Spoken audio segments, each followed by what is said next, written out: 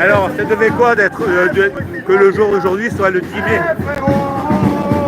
Le 10 mai 80, ça ne me rappelle rien. Ah, le 10 mai. Ah ouais, je me rappelle. Je me rappelle la tête de Mitterrand qui s'affichait Ah ouais, ouais. une sorte d'écran Minitel avant l'heure là. Je me rappelle de la tête de ma mère aussi quand elle l'avait vu.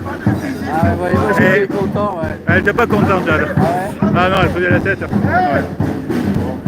Elle n'était pas trop pour Mitterrand. Pour elle, ça serait la fin du monde. Bon, ouais. Bon, il a appliqué des mesures de son programme. Après, il a fait le virage l'abandon de la lutte des classes Ouais. pour le remplacer par la lutte des races. Ah oui, touche pas mon pote qui était sorti après, ouais.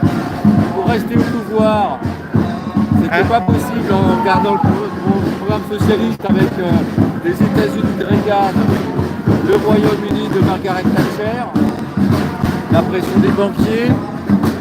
Donc il s'est soumis à l'Union européenne, le programme européen, et à partir de qui lui écrase les classes inférieures. Hein, voilà, c'est surtout le vote Rassemblement national. Les gens qui en ont marre des délocalisations de leurs entreprises, du remplacement des travailleurs par des travailleurs moins chers. C'était la campagne présidentielle de Georges Marchais en 1980-80. Il disait qu'il fallait faire un arrêt immédiat à l'immigration légale et illégale. Donc on parlait de cette vision de Jean-Marie Le Pen. Et en fait, c'était le fait que les capitalistes, ils veulent mettre en concurrence aux travailleurs.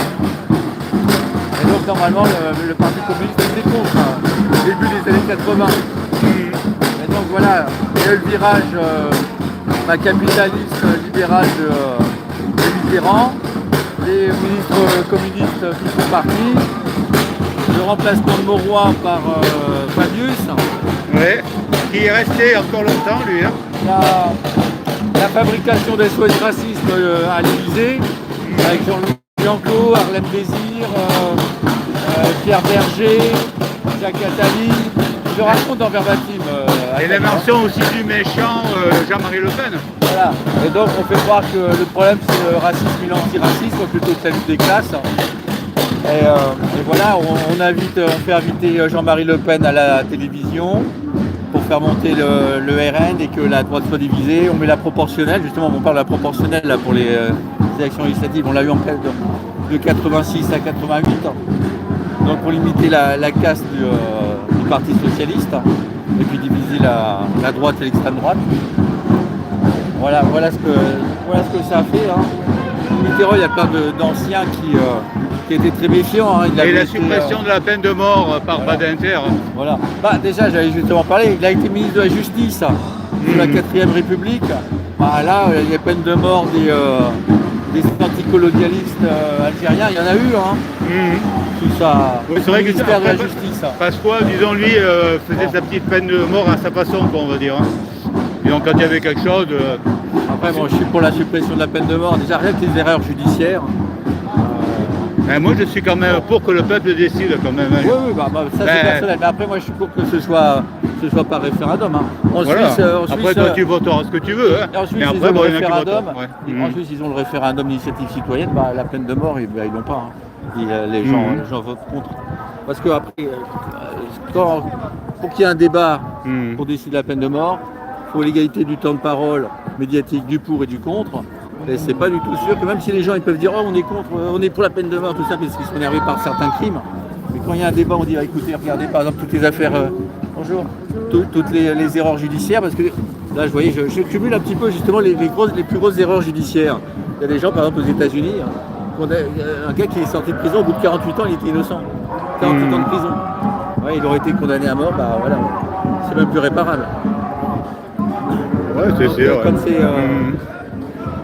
Ça n'apporte rien, la peine de mort. Mais en ce qui me concerne, le fait qu'ils aient supprimé la peine de mort de manière autoritaire comme ça, pour moi, c'était déjà un désaveu de ce que je pensais être la démocratie à l'époque. Alors, là, c'était le problème parce qu'en fait, dans le programme de Mitterrand, il y avait les fameuses 110 propositions. Ouais. Bah, quand on vote pour quelqu'un, on ne vote pas forcément pour les 110 propositions. C'est un peu ce qu'a dit Macron là, quand il a fait sa réforme des retraites. Il a dit ah oui, c'était dans mon programme. Ouais. Ah ouais, mais les gens, ils n'ont pas voté pour ça dans son programme. Ils ont voté, par exemple, il y en a qui ont voté parce qu'ils ne voulaient pas que ce soit Marine Le Pen et le Rassemblement National qui soient élus. Mais n'empêche qu'il y avait 70% des Français qui étaient contre cette réforme des retraites, même si ils ont voté un peu plus majoritairement, enfin ceux qui ont voté, ceux qui ont fait un vote valide, donc pas un vote nul, pas le vote blanc, bah, voilà, ils n'ont pas voté pour tout ce qu'il y a dans le programme. Donc effectivement, les Suisses, ils ont l'avantage de faire des dizaines de référendums et donc ils peuvent, chaque mesure contre laquelle ils sont, bah, ils peuvent aller contre, tandis que nous, bah non, ça va être les députés, le président qui décide ce qu'il applique de son programme. Sur les 110 propositions, je crois qu'il en a appliqué à peu près la moitié. Voilà. Donc en fait, lesquelles. Quand tu votes pour un président, à l'heure actuelle, tu votes pour ton maître, quoi. Ah, c'est un nom, hein. C'est marqué dans l'article 27 de la Constitution que tout mandat impératif est nul. C'est-à-dire qu'en fait, c'est un chèque en blanc. Effectivement, sur le bulletin de vote, il y a juste le nom de la personne. Mais après, elle fait ce qu'elle veut. Tu veux dire que le président pourrait, s'il voulait te confiner, t'imposer de te faire vacciner, t'imposer de QR coder, t'imposer aussi de rentrer à 18h le soir, de t'imposer un couvre-feu comme un gamin, quoi. Bah, par exemple, de te gabiner, quoi. Sous le couvert de scientifiques choisis par les laboratoires pharmaceutiques. De plateau, on va dire. Voilà, les médecins de garde, les scientifiques de garde, les économistes de garde. Sélectionnés sur leur choix. Ils seront sélectionnés. Moi j'ai bien vu ça. J'étais dans le milieu universitaire dans mes études. J'ai bien vu que c'était de la cooptation. Donc si on ne pense pas les bonnes choses, on élimine. Et après, ils nous parlent de consensus scientifique. Bah oui, si on élimine tous ceux qui ne sont pas d'accord, à l'université, il reste ceux qui sont d'accord. Et ceux qui ne sont pas d'accord, s'ils veulent rester garder leur place, ils font semblant d'être d'accord. Donc c'est juste une sorte de terrorisme intellectuel. J'ai bien vu. Oui, les scientifiques sont beaucoup des mercenaires, quoi. Il leur faut des budgets, il faut une carrière. J'en ai vu qui ont été éliminés. Par exemple, je pensais à Rebecca Colcho.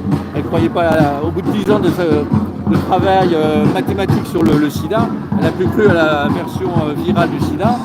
À partir du moment où elle a publié là-dessus, elle a été virée du milieu des chercheurs du sida.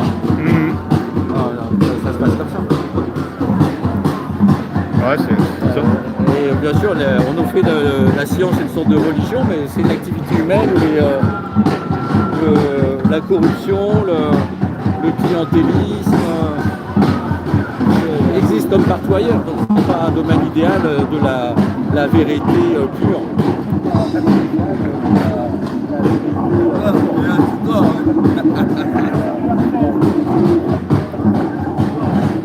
L'arsène Lupin, il te vole des Larsen.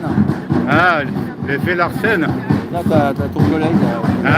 Voilà la concurrence. La collègue. Ouais, Maria Kiva est morte hier. Ouais. Elle a été hospitalisée le 1er mai l'année dernière. Ah oui, d'accord. Ouais. Donc elle est tombée, je crois, place de la Nation l'année dernière, avec les gaz et tout ça. Et elle a été hospitalisée. Et en fait, je pense que c'était une femme assez véhémente. Et en hôpital, ils l'ont psychiatrisée. C'est-à-dire qu'ils lui ont donné des médicaments pour un peu l'abrutir et la garder. Et après, les hôpitaux de Paris, en fait, ils ont son appartement, qui est un appartement intéressant. Mais boulevard Saint-Michel. Il est accaparé par l'État, Donc il y a des trucs un peu louches. Il ne faut pas le dire à Florence, parce que là, il va halluciner. Parce que, j'y ai pensé. Mais il ne faut pas le dire à Florence. Et donc, elle était dans une sorte de prison, en fait. Marie, elle était à voir 3 fois. Et elle ne pouvait pas sortir. Je voyais quand on nous laissait ressortir les visiteurs, il y a plein de ils l'ont tué, en fait, quelque sorte. Ils l'ont pas tué, mais ils ont participé c'est et surtout, en ce moment, quand on parle le thème de la fin de vie. Tu vois, la fin de vie maintenant, la fin de vie. C'est ça, on en a parlé avec Philippe la dernière fois. C'est en fait, il n'y a plus de sacré dans cette société. Il n'y a plus de sacré. Le sacré commence à baisser, là. Elle n'avait pas de famille ici, elle n'avait pas de référent. Et donc en fait, ils pouvaient faire ce qu'ils voulaient, les médecins. C'était Maria Koleva, c'est ça? Maria Koleva. Ah ouais, parce que Keva, je pensais que c'était une autre. Maria Koleva, vous pouvez trouver sur Wikipédia sa fiche, K-O-L-E-V-A. Elle a fait plein de films. Je suis allé chez elle, c'était assez surprenant. Il y avait c'était très encombré par ses affaires, son matériel cinématographique. Le sol, c'était fait avec des paquets de biscottes. C'était un personnage. Il faut faire la commune de Paris. Voilà, elle était vulgaire. Focalisée sur la commune de Paris. Mais bon, je parlais à la fin, Elle avait l'air de parler de sa mère comme si elle était vivante, alors qu'elle-même déjà elle avait 84 ans. Ouais, en fait, il avait enfermé pour raison de perte de conscience, quoi. Elle était placée sous tutelle. Et je crois qu'elle avait 2 appartements. Ouais, je crois qu'il y en avait un deuxième. Ouais. Ouais, elle avait 2. J'en ai Ouais. vu qu'un. On va dire que bon, le malheur des uns fera le bonheur d'autres, quoi. Ah, c'est accaparé par l'État en fait. Hein. Mhm. Elle avait une sœur, mais je pense qu'elle avait été prêchée avec elle et qu'elle était en Bulgarie, sa sœur. Elle n'avait pas d'enfant, elle a été mariée une fois. En fait, elle a été enregistrée sous son nom de mariée. Mhm. Et ça a été difficile pour la retrouver. Je crois que c'est Pierre Frédéric qui avait aidé. Et on a su presque des mois après, quoi, après sa disparition. Déjà, elle n'était pas forcément facilement joignable au téléphone. Elle était à l'hôpital de Vaugirard. Au Girard, on est en train de Ah ouais. Moi, je suis allé la voir avec Agnès à 2 reprises, ou même 3, je ne me rappelle plus. C'était une unité médicalisée fermée, quoi. Mhm. Une sorte de prison, faut bien le dire. Bah ouais. Mhm. Je pense qu'il n'y avait pas de sortie organisée, d'événements comme ça. Aucune stimulation intellectuelle là-bas, quoi. Ouais, c'est un peu une sorte d'émouvoir. Elle était enfermée avec des personnes qui avaient tous perdu la tête, quoi. Ouais, tout à fait. Ouais. La paix à son âme, hein. Là, il faut faire attention à voir justement quand on est une personne âgée ou fragile, d'inscrire une personne de confiance, avoir une personne de confiance. Moi, j'ai un voisin qui a une crise paranoïaque, c'était en juin 2022, 23. En plus, je ne pouvais pas être chez moi à ce moment-là. Et il s'est enfermé pendant des mois chez lui. Vous avez signalé en plus à des services psychiatriques dès le début, dès la fin juin. Ben, on l'a laissé comme ça. Pendant des mois, il y avait une infirmière qui lui dit « Oh non, mais il doit sortir quand vous n'êtes pas là. » Mais j'ai dit « Non, il sort pas. » Au bout de 3 mois, j'ai senti une odeur. Ouais. Il y a les pompiers qui sont venus casser la vitre. Et même en passant par la vitre, ils n'ont pas pu passer par la porte parce qu'il avait lui des tas d'affaires pour se protéger. Il avait l'impression qu'il y avait des gens qui voulaient le tuer, le violer, qui le menaçaient depuis la rue.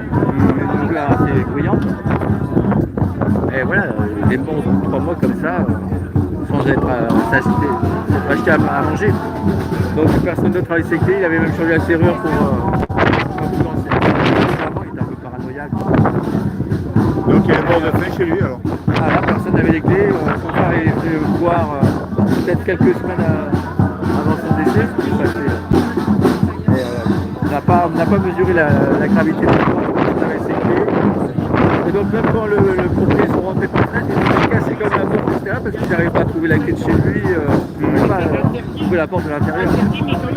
Donc c'est ces sociétés modernes, là, on est hyper isolés. Voilà, merci. Merci. Merci beaucoup.